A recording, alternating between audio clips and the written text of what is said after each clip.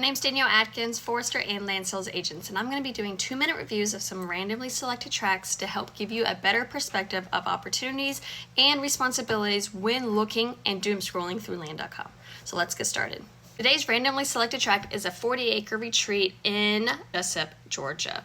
As a reminder, I don't do any other due diligence besides looking at the description, looking at the area photograph, and a few of the listing photos before I do these knee-jerk reactions and 2-minute reviews. Here we have a 40-acre tract. So 40 acres is going to be that make or break point for most traditional forest management objectives. So this is going to be considered a small landowner size basin because any breaking up of this 40 acres is just going to make traditional management a little bit more challenging, okay?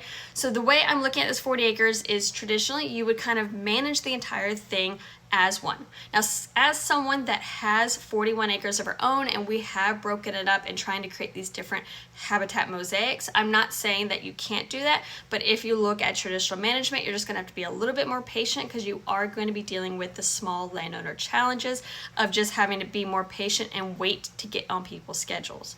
Now, we do have road access here, which I absolutely love, and it seems to have some type of internal road system already established, which does make this tract more accessible.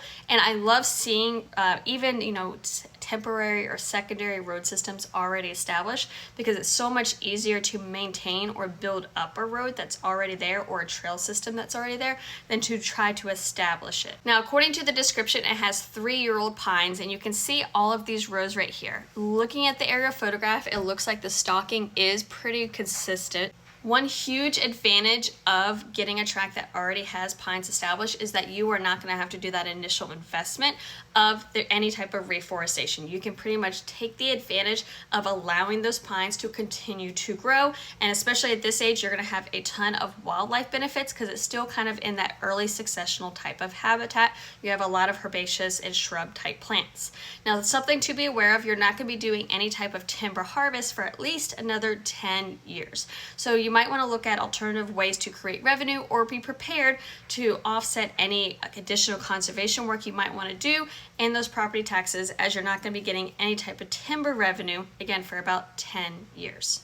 If you're looking at this for maybe a traditional timber investment, I probably would recommend to look at larger acreage size. However, this 40 acres seems to be really ideal for someone wanting to start their own home site, homestead, and also have their own small personal wildlife investment while you can take advantage of that timber harvesting revenue for the future. So if you'd like to learn more, the listing agent's information is in the caption below, and you can always shoot me a message.